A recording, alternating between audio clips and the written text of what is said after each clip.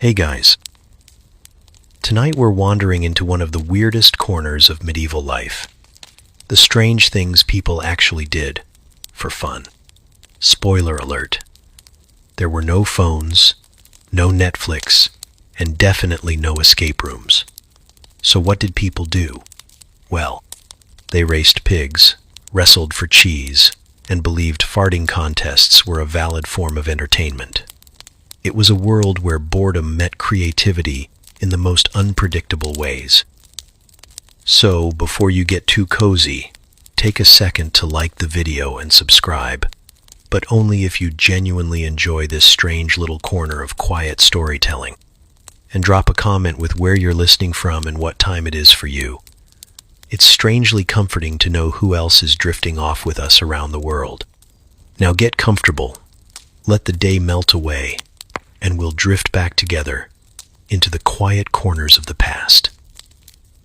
The sun rolled slowly over the hills like a lazy egg, spilling golden yolk across the damp rooftops of a village too old to remember its own name.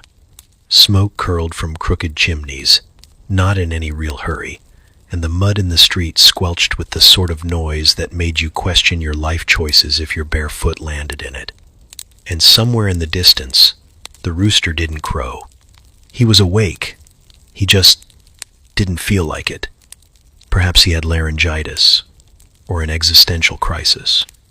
Or maybe, after watching the same people trip over the same bucket every morning for the past 3 years, he decided to boycott the whole charade.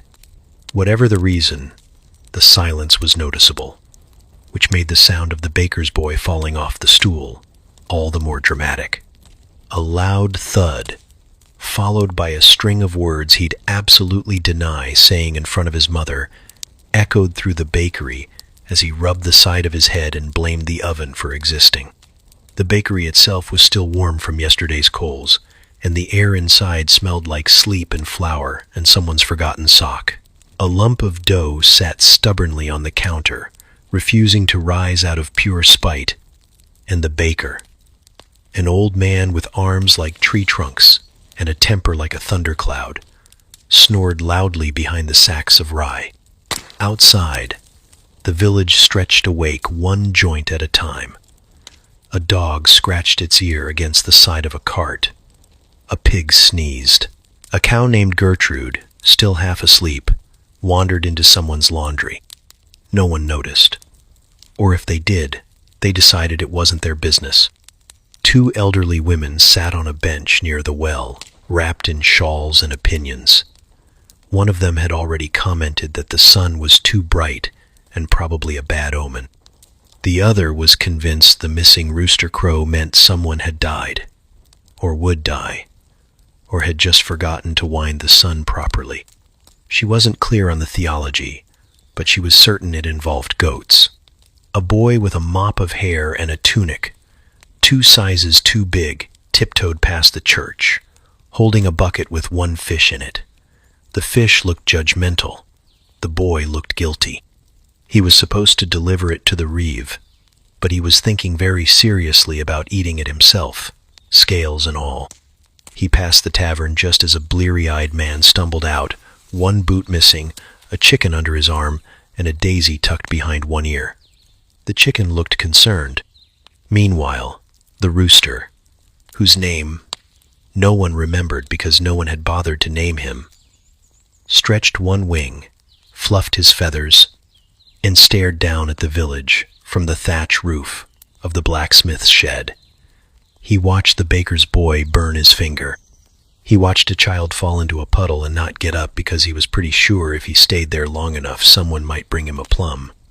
The blacksmith's forge hissed to life. The hammering would start soon, and with it the daily symphony of irritation. But not yet. For now, the village was in that in-between moment. Too late to be night, too early to be properly awake. The liminal space of yawns and scratched heads and forgotten chores. The cows were confused. The chickens were muttering among themselves. A goat chewed a boot and made eye contact with someone's grandmother. She didn't blink. Then came the cart. The wheels squeaked in protest, pulled by a donkey that looked like it had seen things. The driver, an old man with 3 teeth and a contagious laugh, shouted good morning like it was a war cry. No one responded, not out of rudeness, but because most of them hadn't had their first mead or mushroom tea yet and were deeply suspicious of enthusiasm. Finally, with a grunt and a flap of wings, the rooster let out a sound that could best be described as a sneeze trapped inside a yawn, followed by a suspicious silence and a deeply embarrassed shuffle on the roof tiles. A woman hanging laundry looked up and muttered, "About time," before snapping her sheet so hard it could have doubled as a flag. And just like that, the village surrendered to the day. Boots were pulled on, aprons tied, bread shoved into ovens. Children were yelled at to stop licking fence posts. Somewhere, a bell rang. Nobody knew why, but everyone assumed it meant something. The blacksmith began to curse rhythmically. The priest practiced his sermon with a stick and a sheep. The sheep disagreed with his theology. By the time the sun was fully up, the rooster had gone back to sleep. His job, as far as he was concerned, was done. He'd made a noise. People were moving. The world, however broken and ridiculous, was turning again. And if no one had quite noticed the exact moment the day began, that was fine. It wasn't the sort of place where things started cleanly. Here, mornings didn't arrive. They shuffled in, lost a boot in the mud, and hoped no one asked too many questions. The first true scent of morning wasn't the bread. It wasn't even the fire. It was the warm, wet slap of old porridge hitting a wooden bowl and the unmistakable tang of someone's breath who had not, by any stretch of the imagination, met a mint leaf in recent memory. In the corner of a crooked cottage, the hearth gave a grumble. Flames licked lazily at damp logs, protesting their workload, while a woman with one eyebrow and 0 patience stirred a pot that looked suspiciously like it had never been emptied. The porridge inside bubbled with a resentful plop, thick enough to stand a spoon in, thin enough to slide off when no one was looking. Her husband, already shirtless and already sweating, sat hunched over a hunk of rye so dense it might qualify as a weapon in some kingdoms. He took a bite and paused halfway through chewing, not out of delight but calculation. Was this the same piece from yesterday, or had it been reincarnated from last week's loaf? Either way, it tasted like dust and commitment. Next door, a young girl was pouring reused ale into a cracked clay cup for her grandfather, who claimed it settled the stomach, despite strong evidence to the contrary. The cup itself had a chip shaped exactly like the bishop's nose, a fact the family mentioned often and laughed about never. Outside, more hearths began their morning chorus. Wood snapped. Metal clanged. Somewhere, someone screamed, "Not again!" And a chicken was launched gently out of a window. The rituals had begun. Hygiene in the village was more of a suggestion, a whisper, an idea one might consider if time allowed, and it usually didn't. A man stood shirtless by a water barrel, splashing his face with such ferocity you'd think he was trying to erase it. Another used the corner of a tunic that clearly belonged to someone else to wipe his nose. A woman scrubbed her armpits with a handful of moss and muttered something that may have been a prayer or a curse. Maybe both. Tooth care was creative. Some chewed sticks. Others rubbed ashes on their gums with their fingers. One bold soul insisted on using sour milk, claiming it scared the rot away. It also scared away conversation. In one home, a child with tangled hair attempted to tame it by licking his palm and smacking his curls into submission. His mother watched and said nothing, mostly because she was too busy trying to remove a slug from her shoe without waking the baby balanced on her back. The bread ovens, at least, were a source of pride. That is, if your definition of pride included guessing whether today's crust would crack your teeth clean or just chip them slightly. The dough was often mixed with whatever was available. Oats, barley, the last handful of seeds someone forgot to plant. On a lucky day, there might be a walnut. On an unlucky day, a pebble. At the edge of the village, a man known only as Cricket was lighting his stove with a smirk. He claimed his bread rose better when he sang to it. The bread disagreed, but the singing continued. His neighbors didn't complain. They just made sure to be very loud about eating anyone else's loaf. Sacred rituals dotted the morning like breadcrumbs no one wanted to follow. A few families knelt by their doors, murmuring blessings with half-closed eyes and fully empty stomachs. The priest's bell rang once, though no one was sure why, as he was still asleep in the chapel with a candle melted into his hair. One woman tied garlic to her baby's ankle to ward off demons.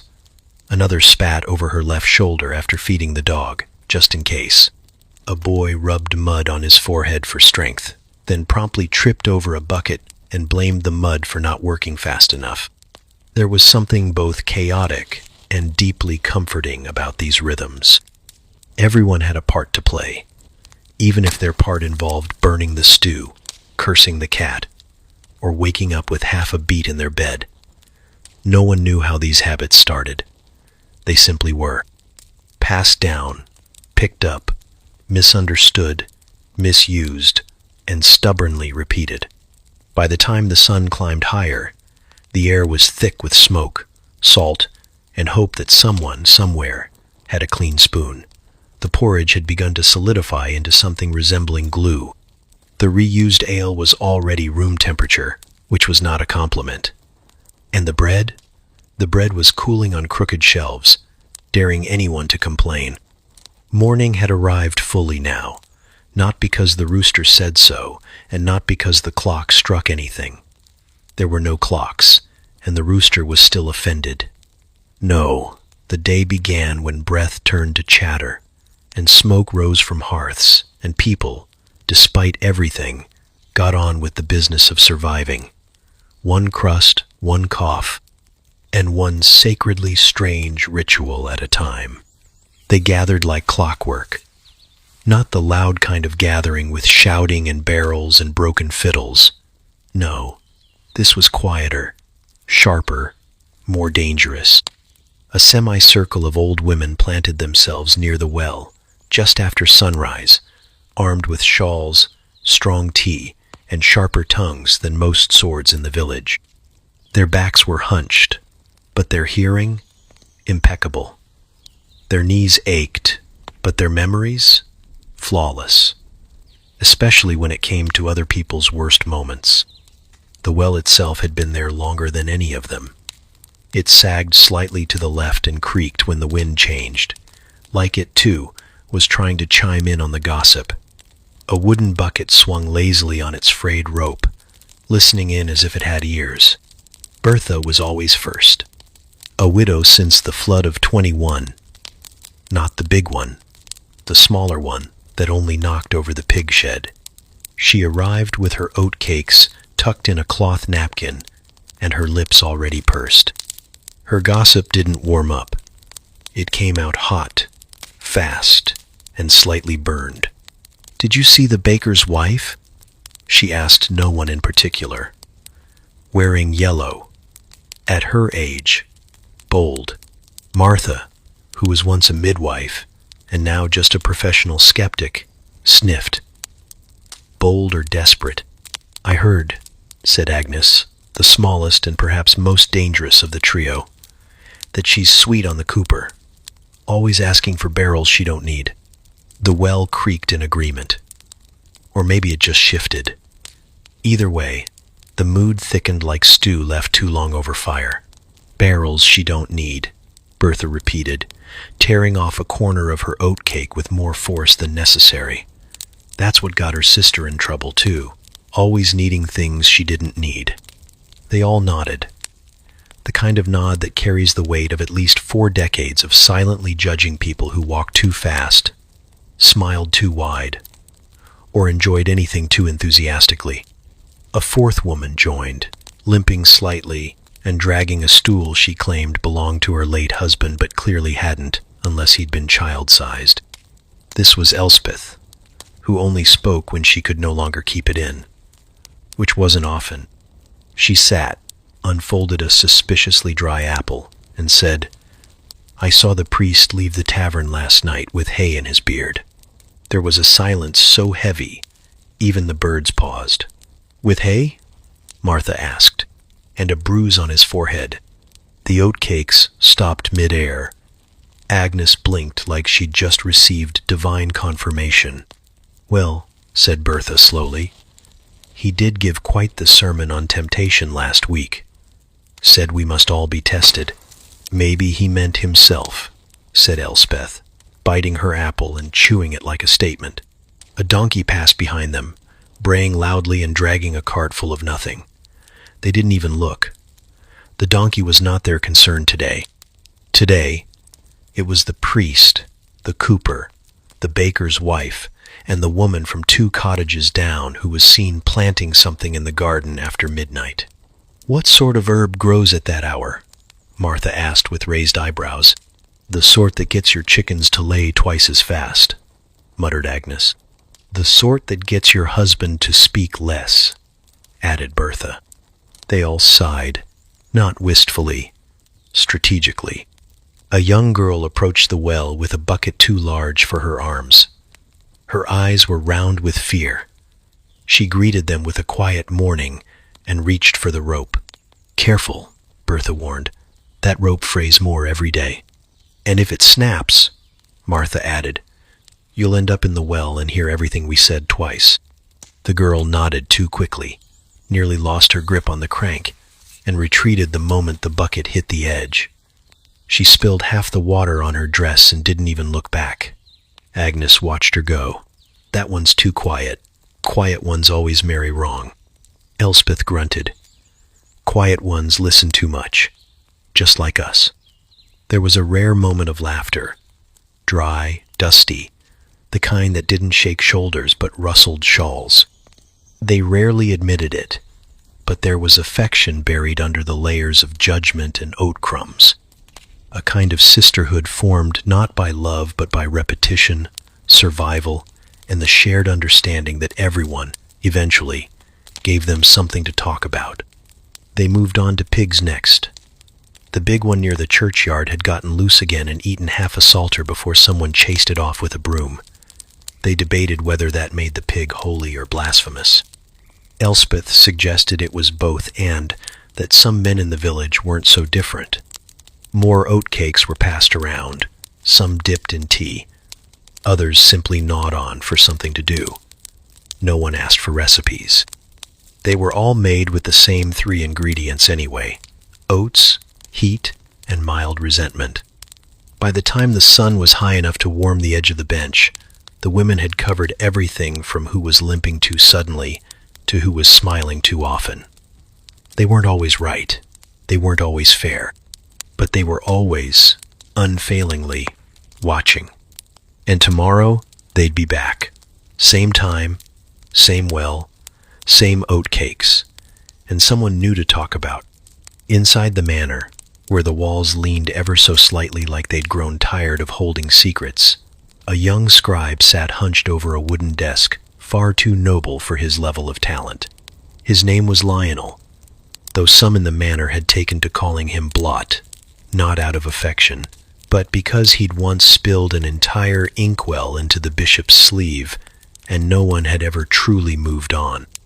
At this moment, Lionel was in his 5th hour of copying a legal charter so dull it could probably end wars just by being read aloud. It was written in Latin, a language that, in Lionel's case, triggered a very specific response. Sneezing. Not metaphorically, actually sneezing. Something about the parchment, or the ink, or maybe the overwhelming scent of obligation, set his sinuses ablaze. He dipped the quill. It dripped. He wiped the excess on a cloth that had once been white, and now looked like it had survived 3 plagues and a minor exorcism. With the solemnity of a monk, he began the next line. Et universis presentibus. Ah, chew! The sneeze erupted mid-sentence, splattering a constellation of ink across the parchment. His nose now bore the mark of a man who'd fought and lost a duel with a squid. "Oh, for heavens," he muttered, blotting the page so aggressively the ink spread like gossip. The steward poked his head in. "Progress." Lionel smiled, like a man on the edge, by all appearances. "Good. That charter must be perfect. His lordship is having it read aloud at supper tonight." Lionel blinked. "Read aloud to people?" "To the bishop, the magistrate, and 3 nobles who understand less Latin than you." He disappeared before Lionel could object. That was the thing. No one would understand it. Not the bishop, who mostly nodded at things and blessed whatever was closest. Not the magistrate, who once mistook a recipe for a legal summons. And certainly not Lord Redgrave himself, who had insisted the document include a clause about goose ownership rights. Just in case, Lionel sighed and began again. Somewhere in the hallway, a maid dropped a tray. The crash startled him into flicking his quill like a wand, launching a stripe of ink across the floor and onto a cat that had been napping far too peacefully under his stool. The cat woke up with a howl, launched itself onto the desk, and streaked across the page, leaving paw prints like small declarations of war. Lionel froze. The cat froze. Both considered the consequences. "I didn't see anything," he whispered to it. The cat blinked, unimpressed, and left the room with the air of someone who had just ended a relationship. He stared at the ruined page, then at the previous 4, all of them smudged, blotted, or mysteriously sticky. One had a dead fly pressed between 2 lines like punctuation. Another had a faint circle where he'd once set his tea without thinking. It wasn't that Lionel was bad at his job. He was just employed in a job that did not care for him. He liked poetry. He liked stories. He once tried to sneak a haiku into a land deed just to see if anyone would notice. They hadn't. But now, every time the town crier announced that parcel's boundaries, he accidentally recited a meditation on wind and wheat. Still, this charter had to be serious. Apparently, it concerned land use, taxation, and some clause about cows that sounded vaguely threatening. So Lionel tried again. He sat straighter. He wiped the ink from his nose. He dipped carefully. He breathed through his mouth, as if that might stop the sneezes. And he wrote, "E universis presentibus." "Bless you," came a voice from the hallway, preemptively. He didn't sneeze that time, but he did spill tea on his foot. Midway through the paragraph about grain levies, he began to wonder if anyone in the manor actually read anything. The steward only glanced at margins. The lord looked for his name and any mention of ducks. The bishop pretended to squint, as if he'd left his glasses in heaven. Maybe, Lionel thought, this wasn't about understanding. Maybe it was about performance. Authority in long sentences. Power in curled letters and unnecessarily large wax seals. He paused, wrote a new line. Quibustam terminis obumbratis, porcus regit silentium, which meant, very roughly, in certain shaded circumstances, the pig rules the silence. He stared at it, smiled, then, reluctantly, crossed it out. Mostly.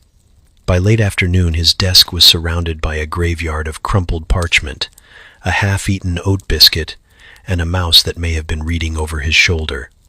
His nose was inked again. His eyes were crossed. But the charter? Done. Sort of. Lionel wiped his hands on his tunic, stood, and immediately knocked over the inkwell one final time. He considered screaming. Instead, he whispered, "I shall blame the cat." Then he rolled up the parchment, tied it with twine, and left the room with the gait of a man who had lost a battle but would survive the war. The charter would be read that night, mispronounced, misunderstood, forgotten by morning. But somewhere, deep in its clauses, A smudge shaped like a paw print would remain, proof that at least two beings had cared enough to ruin it completely. The sun was barely up, the mist still loitering in the fields like gossip with nowhere to be, when Edwin was handed a bucket, a rag, and a mission that would haunt him for seasons to come.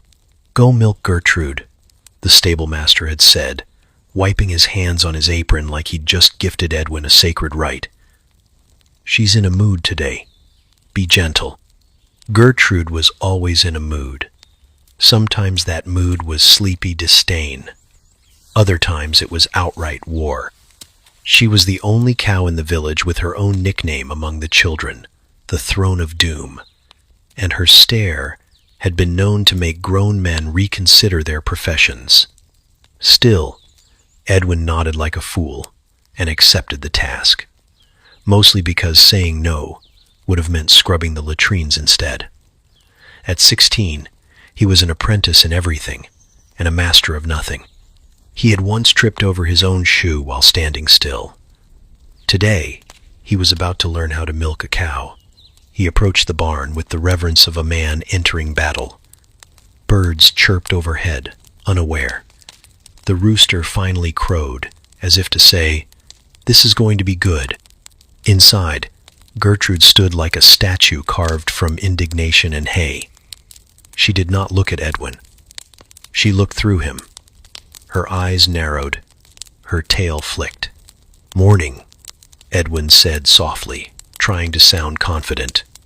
"I'm here to, the milking." Gertrude didn't respond. She shifted her weight slightly, which might have meant, "Come closer," or "Prepare to die." It was hard to tell. He placed the bucket gently beneath her, crouched on the stool that wobbled if you breathed too hard, and reached out with trembling hands. He had been told the technique: thumb and forefinger, then the rest of the fingers, like squeezing a pouch of mead. But the udders felt like warm, twitchy balloons, and just touching them made him flinch. "Sorry," he whispered to Gertrude. Gertrude sneezed, directly onto his face. Edwin wiped his eyes and tried again. He gave one slow, cautious tug. Nothing. Another. Still nothing. He looked up, and Gertrude was chewing slowly, staring at him with a smirk that shouldn't have been possible on a bovine. "Please?" he asked. Somewhere in the distance, thunder rumbled. Or maybe it was the baker's cart. Either way, it felt ominous. He adjusted the bucket, tried a firmer grip, tugged once more. A single, pathetic squirt of milk hit the side of the pail, with a sound that mocked him. "Progress," he whispered. And then Gertrude moved. With a twist of her body that defied physics and modesty, she shifted her rear leg and delivered a precise, calculated kick that sent the bucket flying, knocked the stool sideways, and deposited Edwin directly into a pile of straw that smelled distinctly of past regrets. "All right," he gasped, sprawled out, staring at the beams above. "Not progress." Gertrude turned her head, snorted, resumed chewing. Edwin sat up, covered in milk, straw, and shame. His tunic clung to him in patches. His hair looked like it had been licked by a confused ghost, and the bucket, now dented, lay on its side like a fallen crown. He retrieved it, dusted it off, returned to the stool with the determination of a martyr and the posture of a drowned rat. "Okay," he muttered.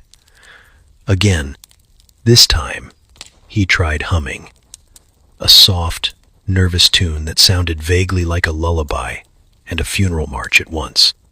He gave a gentler pull, eyes closed, hoping that maybe Gertrude was the kind of cow who responded to music.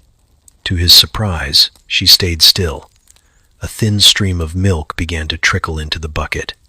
He didn't breathe, didn't blink, just milked, slowly, rhythmically, imagining applause in the distance. Then the tail came. It whipped like a whip, designed by Satan himself, catching him across the cheek and mouth with a wet smack that tasted like manure and betrayal. The bucket tipped. Again. The milk spilled like an offering to the gods of humiliation. Gertrude let out a low, satisfied moo.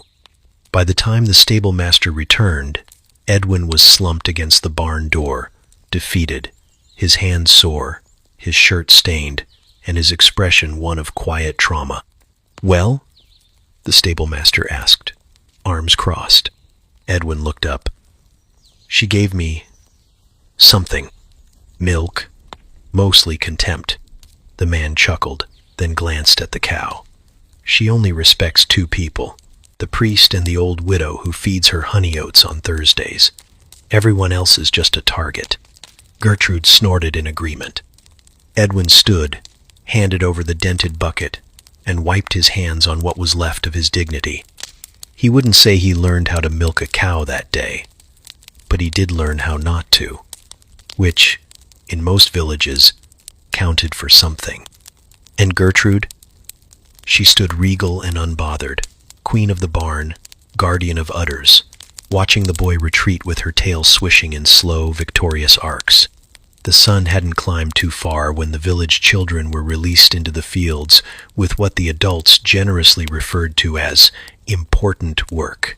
Important in the sense that it kept them out of the bakery, away from the priest, and preferably far from anything breakable. They were told to gather weeds from the edge of the barley rows. They were also told to not hit each other with shovels, not climb the scarecrow again, and not pretend to die in front of travelers. These requests were understood, but not remembered. A dozen or so children spilled into the fields, like noisy birds, armed with small shovels, baskets, and the kind of energy that made goats nervous. Their clothes were patched, their shoes uneven, and their priorities very clear. Dig something up, throw it, and if possible, fall down dramatically afterward. Thomas, age 9, and already missing 2 front teeth from unrelated incidents, declared himself commander of dirt, and immediately appointed a council made up of whichever children hadn't run away when he started shouting. His first decree was to form a shovel brigade. You dig, you duck, and if you get hit, you scream, he said proudly, gripping his own shovel like a knight holding a very flat sword. Marigold, the oldest at nearly 12 and far too intelligent for her environment, rolled her eyes so hard it nearly counted as a full-body exercise. She was supposed to be supervising. Instead, she found herself ducking as a rotten turnip flew past her ear. "That was a warning shot," yelled a boy named Pip, who was never entirely sure what he was warning anyone about.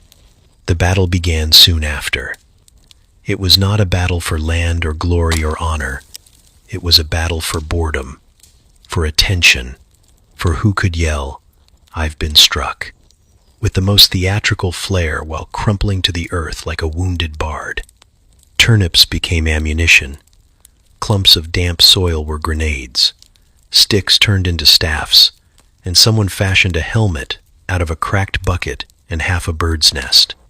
At one point, a girl named Elsie lay face down in the grass, arms spread wide, murmuring, "Tell my goat I loved her," as if she were breathing her final words into the wind. No one questioned this. A younger boy, barely 5, wandered through the middle of the chaos with a dandelion crown on his head, and no idea what was happening. He was gently struck by a flying potato and sat down to contemplate his life. 2 boys engaged in what could only be described as a duel, flat shovels clanging together with the precision of a blacksmith and the wisdom of a brick. One tripped. The other declared victory and began chanting a victory song made entirely of made-up words. Everyone applauded, then booed, then applauded again. A nearby farmer, hoe in hand, looked up once from his furrows, surveyed the chaos, and returned to work. He had seen worse. Last spring, they'd stolen a wheelbarrow and raced it downhill into the river. One of them had emerged riding a goose like a chariot. He didn't ask questions anymore. Meanwhile, the weed baskets remained mostly empty. The shovels, though intended for gentle tilling, were now covered in dents, mud, and possibly one regrettable snail. No one had gathered anything remotely useful, except for a curious clump of moss that someone insisted was magical and kept in their pocket for luck. Marigold eventually gave up shouting instructions and began building a tower of rocks in silent protest. It was at least productive. For a while, it reached an impressive height before someone mistook it for an enemy fortress and demolished it with a well-aimed parsnip. There was one brief moment of truce when someone announced they'd found a rabbit hole. Everyone gathered, wide-eyed and reverent, hoping to see ears.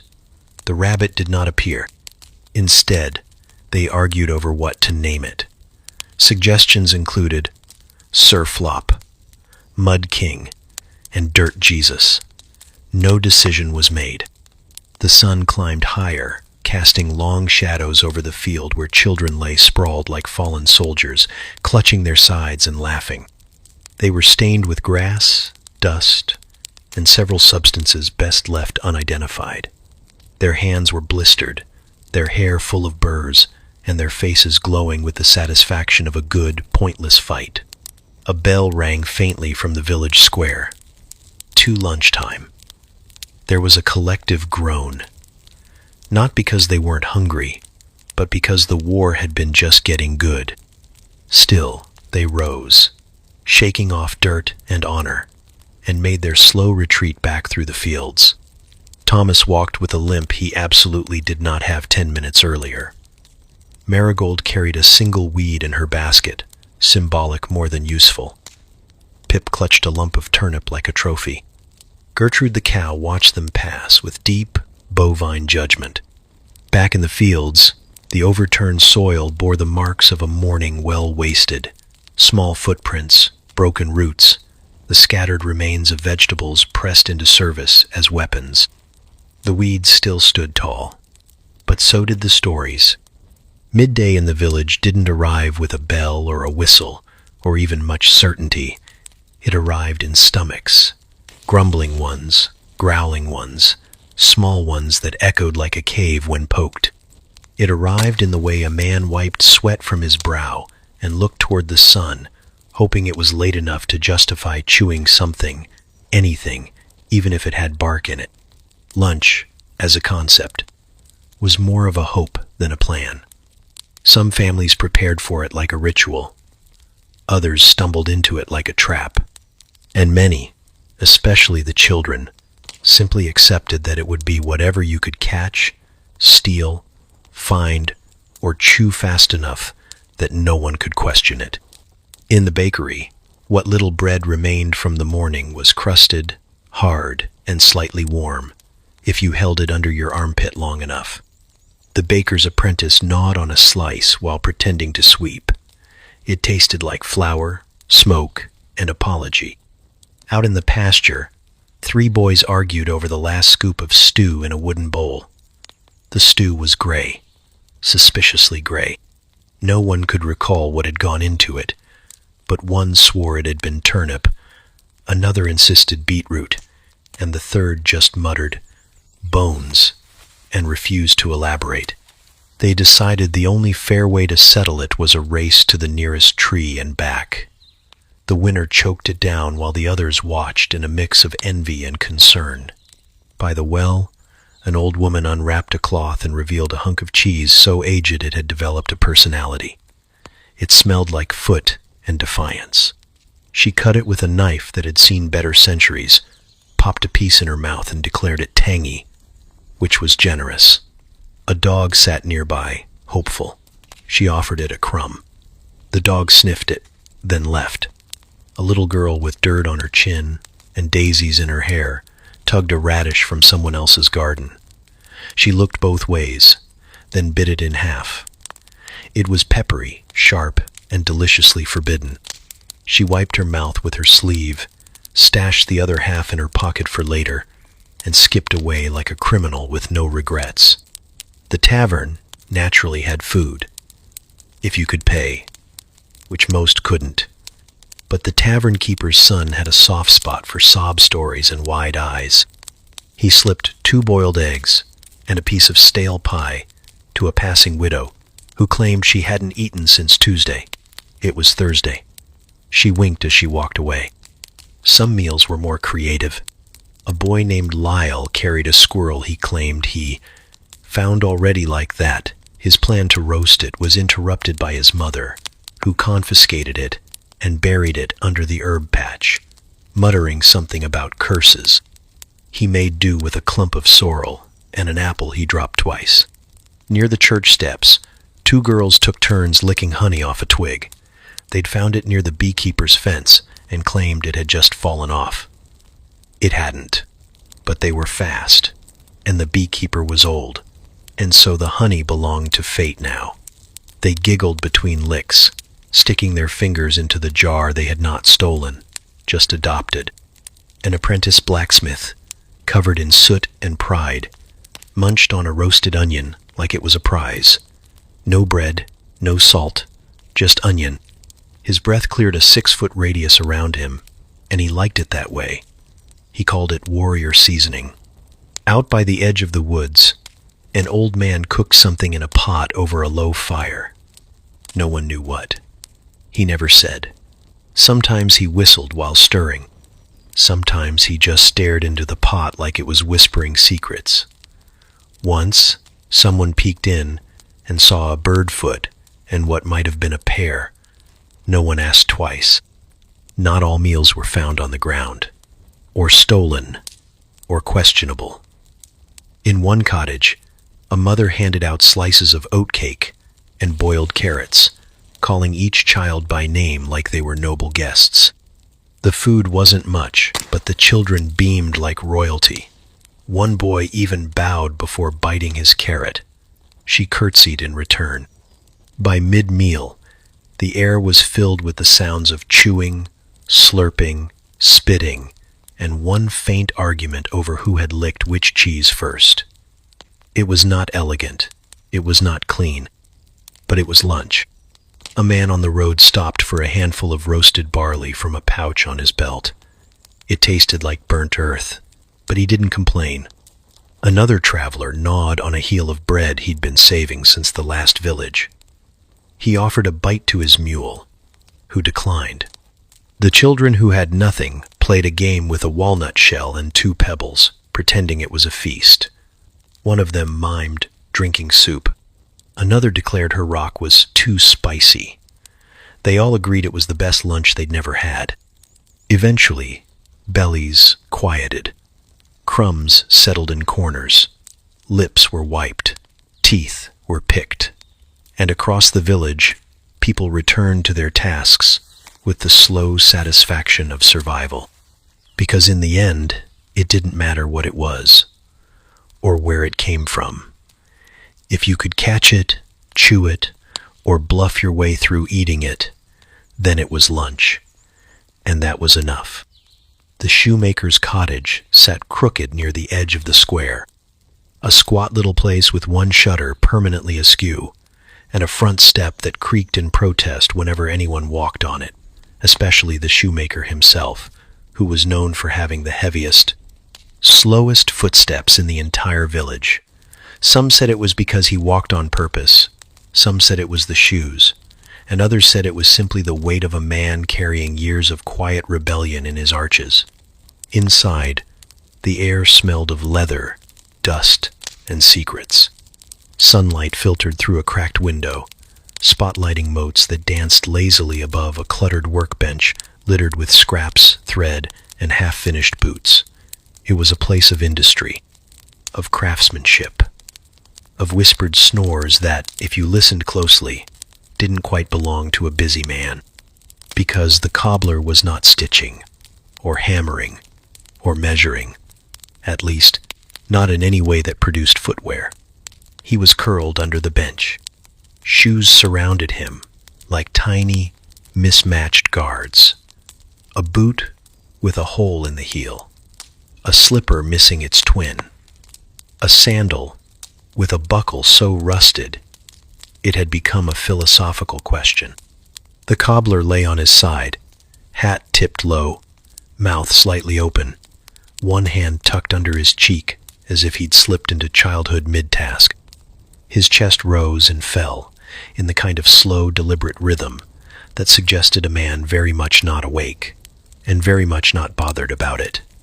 If you asked him, if you knocked or coughed or stepped inside loudly enough to wake the floorboards, he would insist he was measuring souls. Sometimes, if he was feeling poetic, he'd say he was conversing with the leather. Once, after a particularly long doze, he claimed he'd been meditating on arches. Everyone let him have that one. The truth was far simpler. He was tired. And the bench, cramped as it was, had become a kind of sanctuary. In his dreams, he was always eating. Mutton pies, mostly. Thick, hot ones with flaky crusts and gravy that defied logic. Sometimes there were potatoes.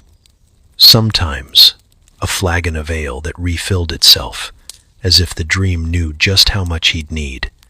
No one ever interrupted him in these dreams. No one asked for new heels, or to tighten the instep, or if he could fix the buckle before Sunday. Just pie and quiet, and the soft hum of a world where everything fit perfectly. Above him, life carried on. A young man stepped into the shop, looked around, and called out, "Master Cobbler?" No answer. He frowned, leaned over the counter, and caught sight of a boot twitching ever so slightly under the bench. A faint snore confirmed his suspicion. He waited a respectful moment, then tiptoed out, deciding the shoe could wait another day. No one wanted to be the one who woke the cobbler. Not because he was angry. He wasn't. He was just slow to return. His eyes took a while to focus. His words came out like soup that hadn't quite boiled, and once he mistook a broom for a customer and tried to sell it a pair of sandals. Back in the shadow of the bench, the cobbler smacked his lips and smiled in his sleep. The mutton pie was particularly good today. Outside, the village buzzed. The blacksmith's hammer rang out like church bells. Children shouted over a game of chase the chicken. The miller cursed about something that was probably his own fault. And in the midst of it all, the shoemaker napped on, undisturbed, wrapped in the scent of tanned hide and baked fantasy. His apprentice, a lanky boy named Joss, eventually poked his head in. He spotted the boots in progress, the scattered tools, the lack of movement, and sighed like a man twice his age. "Again?" he muttered. He walked behind the bench, crouched, and gently slid a rolled-up piece of felt under the cobbler's neck. The old man shifted slightly, murmured something about gravy, and settled deeper into sleep. Joss didn't mind. He liked the quiet. He liked the way the shop felt like a secret between them. He even liked that his master sometimes dreamed instead of worked. It made the shoes he did finish feel a little more magical, like they'd come out of a place not quite in this world. Back under the bench, the cobbler's fingers twitched. Maybe he was tying an imaginary shoelace. Maybe he was reaching for another bite of pie. No one would know. A spider wandered across his boot, paused, and thought better of it. The snoring grew softer. The light shifted. Time passed the way it always did in the village. Unhurried, full of corners. Eventually, he'd wake up. He'd stretch, smack his lips, pretend he'd been checking a seam. He might even say, "Ah, yes, it's nearly ready," as if the shoe beneath his bench had been ripening like cheese. But for now, the cobbler slept, shoes all around him, dreaming of pie, and not a single soul dared wake him. The bell tolled softly over the village, a gentle reminder that evening vespers were drawing near. Chickens squawked in distant corners, dogs barked like they were defending the faith itself, and the air began to settle with that odd, glowing hush that made every shadow look just a little longer than it should. In the chapel, Father Aldrich stood still as a statue, which would have been noble had it not been for the sheer panic creeping across his face. He had, at that moment, forgotten everything. Not his name. He remembered that. And not his purpose. He was fairly certain he was still a priest. But the sermon, the scroll, the passage from Luke that he'd been muttering all morning while feeding the geese, gone. Completely, absolutely, gloriously vanished from his mind like smoke through a sieve. He glanced around the sacristy, which resembled less a holy preparation room and more the inside of a cupboard that had given up. Robes were slung over chairs. Candles leaned like drunks against the walls. A chalice rested upside down on a stack of hymnals that had been propping up a crooked stool for 3 months. Somewhere, a mouse scurried with the kind of confidence only divine proximity could afford. "All right," Father Aldrich muttered to himself, lifting papers, lifting books, lifting a crust of bread that had somehow turned into a theological hazard. "Where did I had it this morning." He checked under the table, behind the altar, in the cabinet where he once accidentally locked a vestment for Lent and didn't remember until Pentecost. The scripture was not there. Then he noticed something else, something colder. He looked down. No shoes. His feet, pale and slightly alarmed by the stone floor, blinked back at him as if to say, "Good sir, why are we naked in God's house?" "Oh, not again," Aldrich whispered, shuffling toward the far corner where he kept what he called emergency shoes, a mismatched pair once worn by a monk with one leg slightly longer than the other.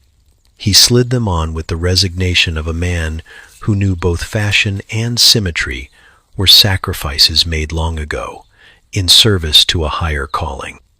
Outside, the village was already gathering. The baker's wife stood chatting with the apothecary, likely about yeast or sin. A handful of children were throwing pebbles at the chapel door in what they claimed was a game and not low-grade heresy. And somewhere near the steps, old man Trigg had fallen asleep against a barrel and would probably stay there until someone tripped over him in the dark. Father Aldrich wiped his forehead. "Vespers," he muttered. "Evening vespers. That means light, hope, repentance, shoes." He blinked.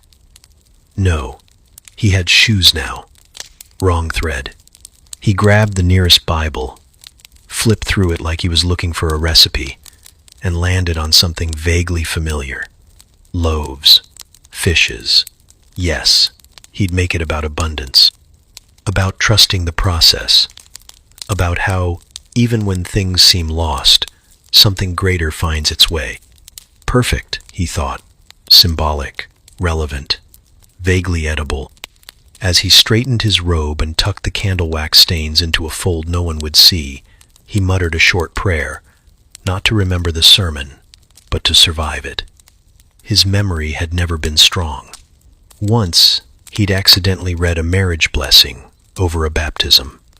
The baby didn't mind. The couple left confused but oddly hopeful. He stepped out of the sacristy and into the soft amber light of the chapel. The villagers turned, their faces sleepy and warm and expectant. He smiled at them, the way a man smiles when he's just remembered his fly is down and there's nothing to be done about it now.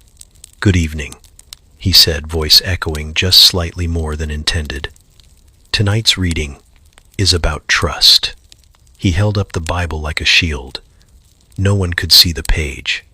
He wasn't even sure it was right side up. "There are times," he began, "when we are sure we've prepared. We've done all we're meant to do. And yet, we find ourselves standing barefoot in the house of God." A pause, a breath, a knowing glance down at his mismatched shoes. A chuckle rolled through the room. He pressed on. "We forget things, small things, where we left the bread, where we left our temper, where we left a scroll with our entire sermon for the evening. But God remembers, even when we don't." A murmur of approval. Someone in the back whispered, That's true. And someone else shushed them with a loving elbow. Father Aldrich smiled, more genuine now. The panic had softened into rhythm, into improvisation. He found the parable tucked in the folds of memory after all. Not word for word, but heart for heart. And so we gather, he said, not to be perfect, but to be present. By the end, no one knew he hadn't planned a word of it. They left lighter, if not holier. The children stopped throwing pebbles. Even old man Trigg stirred once, belched and muttered, "Amen." Back in the sacristy, Aldrich sat down heavily, kicked off the uneven shoes, and exhaled into his hands. He had no idea where he left the original sermon. But as he leaned back and closed his eyes, a dream of mutton pies floated through his thoughts. And for just a moment, he didn't mind forgetting.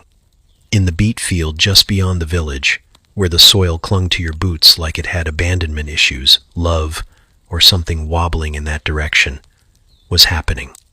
Her name was Anwin. His name was Tom. They were both 17 and bad at everything except pretending not to like each other. The sun was high, the beets were stubborn, and the silence between them was thick enough to cut with a scythe. Tom was supposed to be working. So was Anwin. The village had declared this part of the field communal, which meant everyone took turns pretending to care about beet harvesting while mostly chatting and arguing over who got the biggest roots. Today, Tom and Anwin had been paired together by the gods, or more likely by Marigold, who knew exactly what she was doing. They worked side by side, quietly, sort of. Tom cleared his throat. "Some of these beets are quite round today," he said. Anwin looked up, beet in hand, dirt on her nose. "Yes, very beet-like," he nodded. "This one looks like my uncle's head. Is that a compliment?" "No." She smiled anyway. A bird chirped in the distance, possibly laughing. Tom wiped his hands on his tunic, which only made them more stained. He tried again.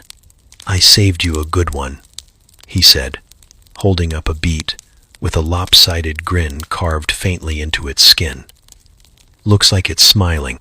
Anwin took it, held it, gave it a serious look. "It does, but in a slightly evil way. Like your sister." Anwin gasped. "Take that back." "I won't." She tossed a clump of soil at his boot.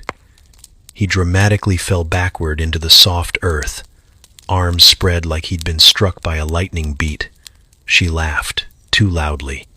He stayed down a little longer than necessary. "I was only joking," he said from the ground. "I know." A pause. "Do you think," he ventured carefully, "that if you were a beet, just hear me out, you'd be a very fancy one?" "Fancy?" "You know, regal. The kind they only serve on feast days."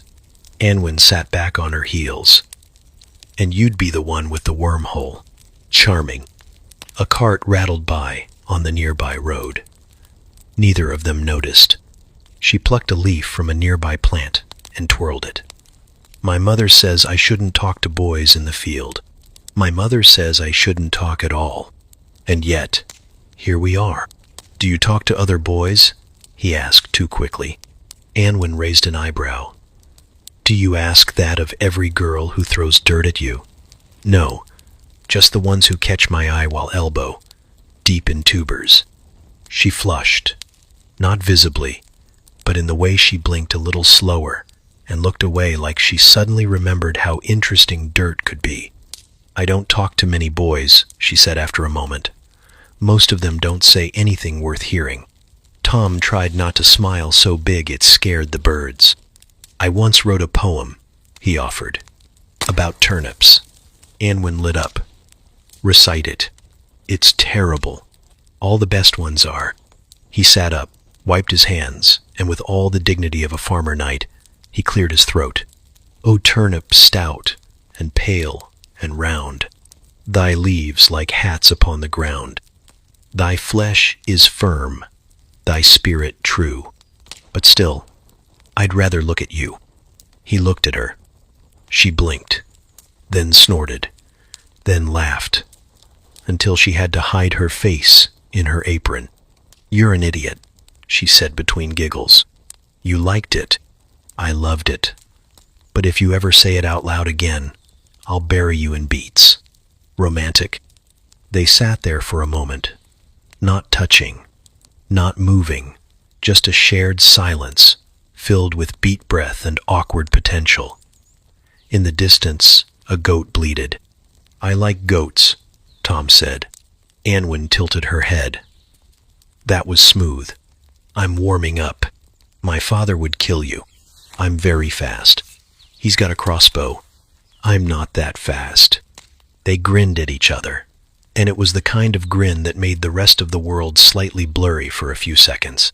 "Do you want to walk back together?" she asked softly now. "Even if I didn't, I'd say yes." "I figured." She stood, brushing soil from her skirt. He scrambled to stand beside her, and for a moment they stood awkwardly, shoulder to shoulder, pretending the wind was more interesting than it was. She handed him the smiling bead. "For your poem collection." He took it like it was a relic. "I'll treasure it." They started walking, slowly, together, one step apart, then half. He reached for her hand, then pulled back. She noticed, didn't say anything, just let the silence stretch kindly between them. Behind them, the field was full of crooked rows and half-filled baskets, and the echoes of laughter that still hadn't entirely died down. Love, in the beet field, was clumsy. It was chaste. It was a disaster made of blushing cheeks and shared vegetables. But for Tom and Anwen, it was everything. At the edge of the monastery grounds, past the herb garden, and behind the crumbling stone wall, where no one bothered to weed, lived Brother Cuthbert. He had a cell of his own, technically, though he was rarely in it. He preferred the woods, or the pond, or crouched behind the chapel, whispering to slugs, depending on the day. Cuthbert was not like the other monks. For one, he collected owl feathers, not quills, not relics, feathers. Hundreds of them, sorted by length, hue, and what he called emotional aura. He kept them tucked into his robe sleeves like bookmarks for thoughts he hadn't finished thinking. Sometimes they'd fall out mid-conversation, and he'd chase them with the urgency of a man rescuing Holy Scripture. He also talked to trees, not metaphorically, not in the literary poetic way, literally, with pauses, with questions, with nods of serious understanding. He referred to the oak near the well as Father Elric, and often told the novices that the maple by the brook wept sap for sinners. "Some people hear angels," he once said. "I hear bark." And then there were the spoons. Brother Cuthbert carved spoons with a skill that could only be described as unsettling. No one had taught him. One day, he picked up a crooked twig, muttered something about hidden shape, and by sunset had produced a ladle so elegant the abbot refused to use it for fear of spiritual offense. Every spoon was different. Some had handles shaped like spirals, others like bird beaks.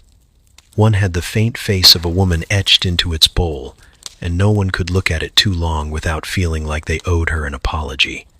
The kitchen had dozens, yet the cook insisted on using only one.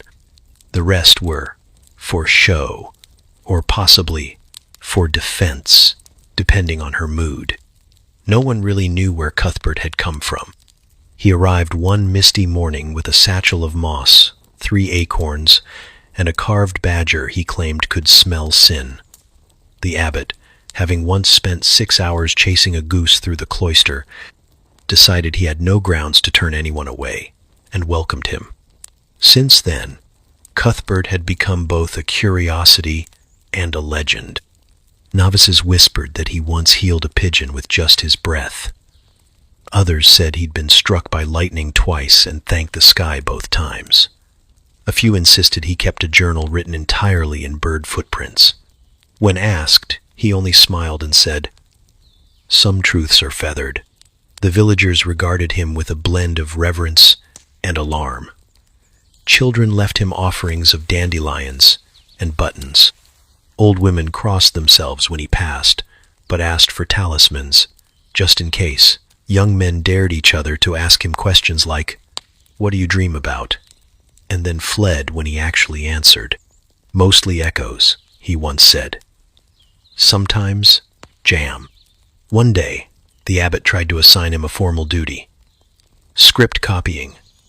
Cuthbert agreed, and promptly filled a parchment with drawings of frogs in various hats. When asked what gospel this was, he replied, "Mark, probably, if he'd had more frogs." They moved him to gardening. He planted in spirals. The cabbage sprouted in a circle that seemed to repel snails. The lettuce grew in the shape of a fish, accidentally honoring an obscure saint. No one argued.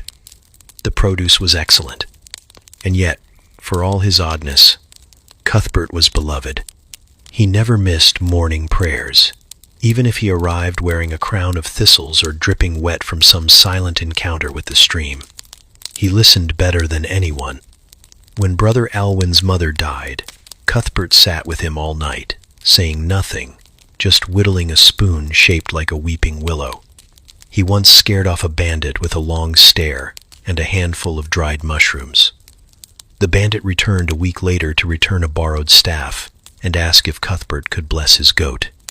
The spoon carver did, solemnly, with 3 owl feathers and a chant that may or may not have been improvised. The goat was never the same, in a good way. At meals he rarely spoke, but when he did, it was always something no one expected. "The moon is a borrowed tooth," he said once, mid-pottage. No one asked what he meant. They just nodded. It felt true. Sometimes, in the dead of night, he could be seen dancing barefoot behind the chapel. Slowly, gracefully, arms outstretched like he was listening to a hymn only the dirt could sing. No one stopped him. In fact, a few of the younger monks started joining him, though clumsily, and always in silence. Was he mad? Maybe. Was he wise? Possibly more than any of them, but most agreed he was something else entirely. A question the monastery had been lucky enough to receive without needing an answer. So he whittled, he wandered, he whispered to the trees, and the trees, if you listened closely, if you really listened, sometimes whispered back. Down by the river, where the reeds swayed like nosy old men and the water moved slow enough to hear secrets, the women gathered with baskets of laundry and mouths already half open. The sun was still stretching its arms above the hills, but the gossip had already begun. Laundry day was never really about laundry. It was about the rhythm of scrubbing and speaking, about pounding stains out of tunics, while casually destroying reputations. The soap was made of ash and lard, rough as sand and just as unforgiving. Clothes got clean, sure, but what really sparkled was the conversation. The older women arrived first, wrinkled hands, sharp eyes, tongues oiled and ready. They laid out their linens like battle plans, rolled up their sleeves, and set to work with the precision of executioners. Each slap of a wet garment against the stone was punctuation. "Did you hear what Maud's boy did with that hedge girl?" one of them asked, tossing a shirt down with flair. "No," said another, lathering a sock that had seen things, "but I hope you're about to tell me." And so the tale began. Half true, half invented, all delicious. Younger women trickled in next, laughing, yawning, clutching damp bundles. They greeted their elders with respectful nods and took their places along the shore, feigning modesty. But their ears were wide open, their hands scrubbing absent-mindedly, their minds already stitching together what they'd heard last week with what they'd overhear today. Somewhere down the line, a girl named Brenna dropped a tunic into the river by accident. She shrieked and ran after it, splashing wildly, only to be met with cheers and applause from the rest. When she returned, dripping and defeated, an older woman handed her a cloth and said, That tunic floated better than your chances with the butcher's son. Laughter. It wasn't all cruelty. There was warmth in the teasing, a kind of rough affection wrapped in sarcasm. They picked at each other like birds, but if anyone else tried it, they'd defend each other with fists and soap bars. Midway down the bank, two sisters, Ida and Ro, worked side by side, elbowing each other as they scrubbed. Ida was quiet, which made her a favorite target. "So," Ro said, eyes forward, voice casual, "you and Willem the miller's apprentice were walking awful close last market day." Ida didn't respond, just wrung out a tunic with more force than was strictly necessary. "You were smiling." He said something funny. He's never said anything funny in his life. A pause. Then Ida, voice just above a whisper, replied, "He said he likes my laugh." Ro blinked. Oh, there it was. An accidental confession, not meant to be shared, already too late. Ro grinned like a cat. "That's going to cost you 3 weeks of firewood chores if you want me to keep that quiet." 2. Done. At the far end, near a cluster of trees, a woman named Elfrida hummed while beating a tunic that clearly belonged to her husband. With every slap, her hum grew louder. No one asked questions. Eventually, the confessions started slipping out like they always did, half laughing, half daring. That's the thing about repetitive work. It loosens the tongue. The arms move on instinct, and the mouth forgets to be careful. "I never liked the midwife," someone said, scrubbing hard. "She smells like sour milk and makes too many comments about hips." "I kissed my cousin once," another offered, and then, "But it was dark, and I didn't know until afterward. I put nettles in my mother-in-law's bedding." Gasps, cackles. "I think my husband's having dreams about that tavern girl." "You think?" "Mine moans her name in his sleep." They howled. One woman laughed so hard she dropped her lye bucket into the river and had to wade in after it while muttering prayers that were only technically in Latin. A soft breeze rustled the trees overhead. Birds chirped, oblivious. A frog plopped into the shallows and instantly regretted it. By late morning, the riverbank was a patchwork of drying cloth, damp skirts, and freshly released secrets. Some of the women lay back on the grass, catching their breath. Others kept scrubbing, not because the clothes needed it, but because it gave their hands something to do while their minds untangled new rumors. A girl who'd barely spoken all morning suddenly said, "I think I want to marry someone who doesn't live here." Silence. Then a quiet voice replied, "Good luck finding one who wants to live with you." More laughter. Eventually, the sun climbed too high, and the work began to slow. Baskets were refilled, tunics folded. The river, now cloudy from soap and sins, gurgled softly as if promising to hold their secrets, at least until tomorrow. As they trudged back to the village, arms full and mouths still moving, one